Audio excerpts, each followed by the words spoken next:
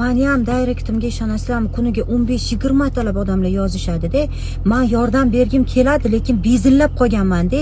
Ajrata olmay qolganmiz. Hozir haqiqiy muhtoj kim, moshennik kim, yolg'onchi kim bilmay qolganmiz. Kim meni oldindan kuzatib yurgan bo'lsa biladi.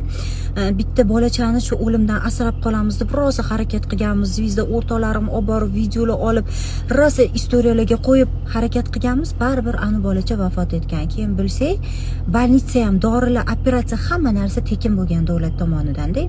Biza yig'ib bergan pullarni o'sha bizaga aloqaga chiqqanlar yo'q qilib yuborgan.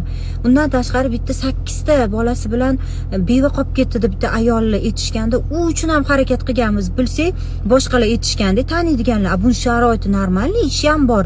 Surishtirsak, kobalti ham bor ekan bu ayollar. O'zi bilmay qolganmiz kimga ishonishi. Bizani ham to'g'ri tushuninglar. Ko'rib bilgan odamlarimizga Alloh qodir qilgani qadar yordam beryapmiz.